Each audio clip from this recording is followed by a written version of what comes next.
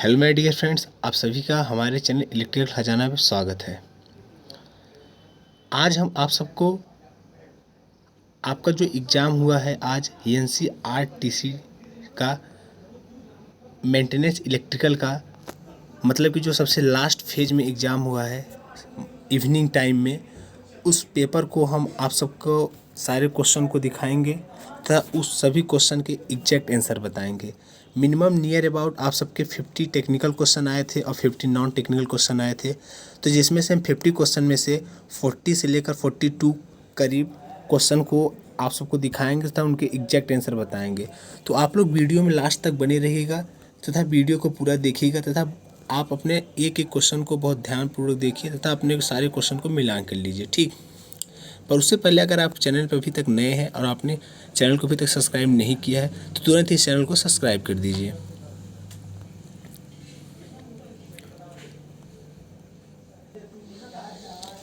तो जैसा कि आप लोग देख रहे हैं, ये आप सबके सामने क्वेश्चन हमने लिखा है, थोड़ा जल्दीबाजी में कॉपी पे लिखा था तो बहुत ज़्यादा हैंडराइटिंग बहुत ज़्यादा अच्छी नहीं है, पर मेन पर्पज़ है आप सबको क्वेश्चन बताना और उस क्वेश्चन के सटीक आंसर क्या होंगे वो बताना। तो आप लोग क्वेश्चन को बहुत ध्यानपूर्वक सुनिए तथा उसके सटीक आंसर हमने लिखे हैं इसमें, तो आप लोग देख लीजिए, ठीक है। चलिए, नियर अबाउट 40 से 42 क्वेश्चन कराएंगे आपके, मतलब 7 या 8 क्वेश्चन ही मतलब जो हैं जो नहीं हम मतलब लिखे हैं, बाकी हम 40 से 42 क्वेश्चन इसमें लिखे हैं। तो आप लोग अपना सारा क्वेश्चन मैच कर लीजिए तो उनके एग्जैक्ट आंसर क्या होंगे वो सब देख लीजिए, ठीक है। चलिए क्वेश्चन नंबर 1 पे चलते हैं। इसमें क्वेश्चन नंबर 1 पूछा था, सिंक्रोनस मोटर सिंक्रोनस कंडेंसर की तरह कब वर्क करता है। तो वो वर्क करता है इसकी तरह जब ओवर एक्साइटेशन में होता है तब वर्क करता है, ठीक। चलिए क्वेश्चन नंबर 2 पे चलते हैं। कॉपर लॉस कहाँ होता है। तो आपका जो होता है कॉपर लॉस दोस्त होता है वो वाइंडिंग में होता है, ठीक। चलिए क्वेश्चन नंबर 3 पे चलते हैं हम। कोर का एलिमिनेशन क्यों किया जाता है। कोर का एलिमिनेशन क्यों किया जाता है ट्रांसफार्मर में। तो कोर का एलिमिनेशन करने से क्या होता है दोस्त, वो ईडी करंट लॉस को कम कर देता है, ठीक। देखिए ईडी करंट लॉस को कम कर देता है, ठीक। यहाँ पर हमने लिखा है, ठीक। थोड़ा वीडियो को एडजस्ट करके आप लोग देख लीजिएगा, जल्दीबाजी में हम थोड़ा वीडियो को बहुत सही तरीके से नहीं बना पाए हैं, पर ये है कि आपको बस क्वेश्चन आंसर देख लीजिए, जिससे आपका मेन पर्पज़ यही होना चाहिए, ठीक है। आप लोग अपना क्वेश्चन आंसर मैच कर लीजिए। चलिए क्वेश्चन नंबर 4 पे चलते हैं। डीसी मशीन में ब्रश किस मटेरियल का बना होता है। तो दोस्त डीसी मशीन जो आपका ब्रश होता है वो कार्बन ब्रश होता है, ठीक। चलिए क्वेश्चन नंबर 5 पे चलते हैं। कैपेसिटर स्टार्ट मोटर में कैपेसिटर किस वाइंडिंग के सीरीज में किया जाता है। तो जो कैपेसिटर स्टार्ट मोटर होता है वो जो कैपेसिटर लगाया जाता है वो स्टार्टिंग वाइंडिंग के सीरीज में लगाया जाता है, ठीक। चलिए आपका क्वेश्चन नंबर 6 है।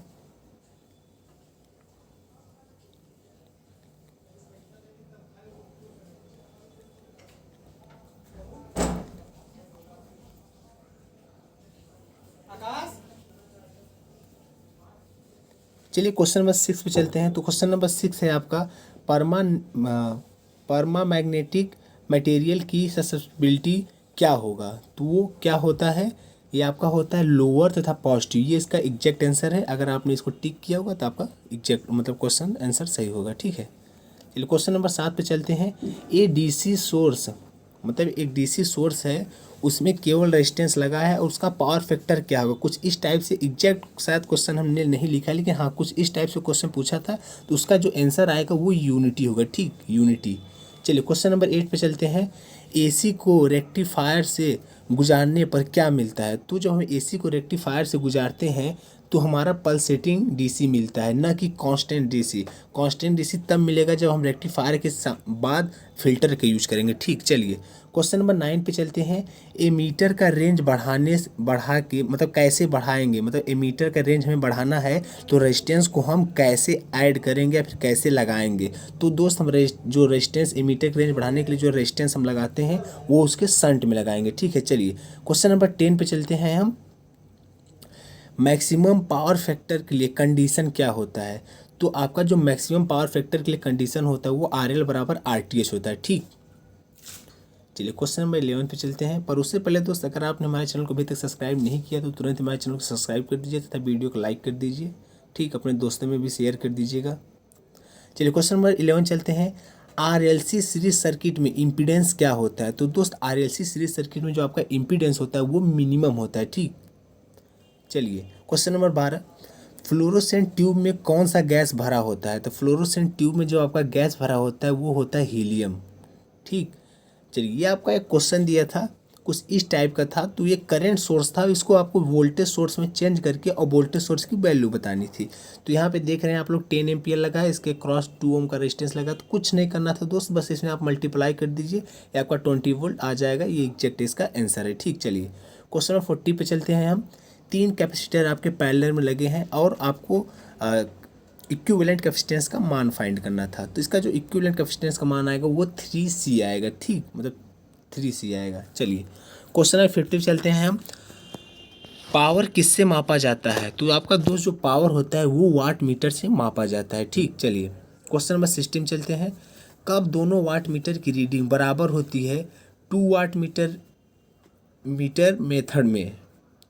तो जब आपका एंगल 0 होता है और पावर फैक्टर यूनिटी होता है तो उस कंडीशन में आपका जो 2 वाट मीटर का दोनों वाट मीटर का रीडिंग होता है वो बराबर होता है। ठीक, चलिए क्वेश्चन नंबर 17 क्या है? क्वेश्चन नंबर 17 ये पूछा था मूविंग आयरन इंस्ट्रूमेंट है, उसमें जो टॉर्क होता है वो करंट के क्या होता है? तो जो दोस्त मूविंग आयरन इंस्ट्रूमेंट में होता है जो टॉर्क होता है वो करंट के डायरेक्टली इसके स्क्वायर के प्रोपोर्शनल होता है। ठीक, चलिए क्वेश्चन नंबर 18 पे चलते हैं।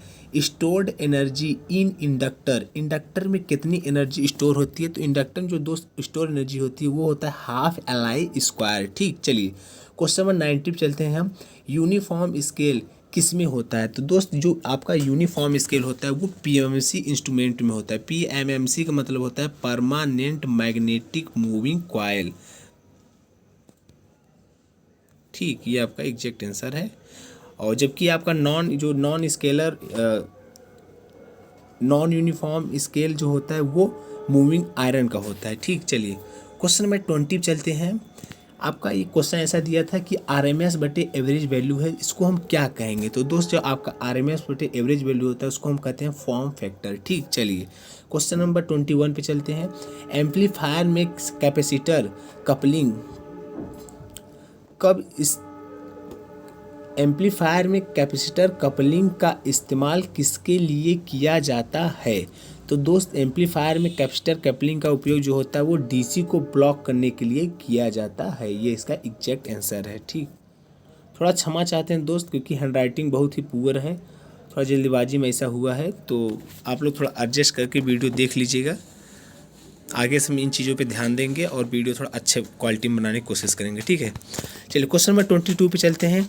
इंडक्शन हीटिंग में किसकी वैल्यू ज़्यादा होती है? तो दोस्त इंडक्शन हीटिंग में जो आपकी फ्रिक्वेंसी की वैल्यू होती है वो ज़्यादा होती है, इसका एग्जैक्ट आंसर है। ठीक, चलिए क्वेश्चन नंबर 23 पे चलते हैं। इंडक्शन मोटर में जब रोटर स्टैंड स्टिल कंडीशन में होता है तो जनरेट फ्रिक्वेंसी की वैल्यू क्या होती है? तो वो होती है 50 हर्ट्ज होती है। ठीक, चलिए क्वेश्चन नंबर 24 पे चलते हैं हम। DC मोटर लोड ना लगाएं तो स्पीड क्या होगा? अगर DC मोटर में अगर लोड हम नहीं लगाएं तो हमारा जो स्पीड होगा वो इनफाइनाइट हो जाएगा, मतलब बहुत ही ज़्यादा अनंत हो जाएगा। ठीक, चलिए क्वेश्चन नंबर 25 आपका है कि पोल की संख्या दिया है 8 और फ्रीक्वेंसी की वैल्यू दिया है 50 और आपको NS की वैल्यू पूछ रहा था, मतलब सिंक्रोनस स्पीड की वैल्यू पूछ रहा था। तो आपका सिंक्रोनस स्पीड फार्मूला होता है 120 × F/P। तो यहाँ पे फ्रीक्वेंसी F की वैल्यू रखिए 50 और P की वैल्यू रखिए 8। आपका जो कट पिट किया आएगा वो आएगा 750 RPM। ठीक, चलिए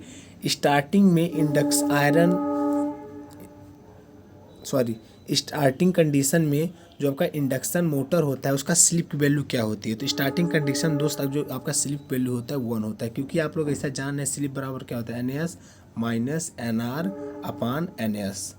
और स्टार्टिंग कंडीशन में NR की वैल्यू होती है वो 0, तो आपका बचेगा क्या? देखिए, तो आपका बचेगा सीधा सीधा NS/NS, तो आपका बराबर 1 हो जाएगा। ठीक, चलिए क्वेश्चन नंबर 27 पे चलते हैं हम। मेगर किसके लिए यूज किया जाता है? तो मेगर देखिए आपको यूज किया जाता है हाई रेजिस्टेंस को मापने के लिए। ठीक, चलिए क्वेश्चन नंबर 28 पे चलते हैं।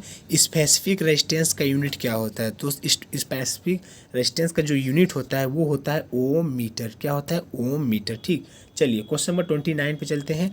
इंड्यूज EMF प्रोपोर्शनल मतलब इंड्यूस ईएमएफ किसके प्रोपोर्शनल होता है, तो इंड्यूस ईएमएफ जो मतलब प्रोपोर्शनल होता है वो rate of change of in the flux का होता है, तो d∅dt होता है। ठीक, चलिए क्वेश्चन नंबर 30 चलते हैं। डैम्पर वाइंडिंग का यूज क्यों किया जाता है, तो डैम्पर वाइंडिंग का यूज दोस्त हम इंडक्शन मोटर में हंटिंग को कम करने के लिए करते हैं, हंटिंग को कम करने के लिए करते हैं। ठीक, चलिए क्वेश्चन नंबर 31 पे चलते हैं।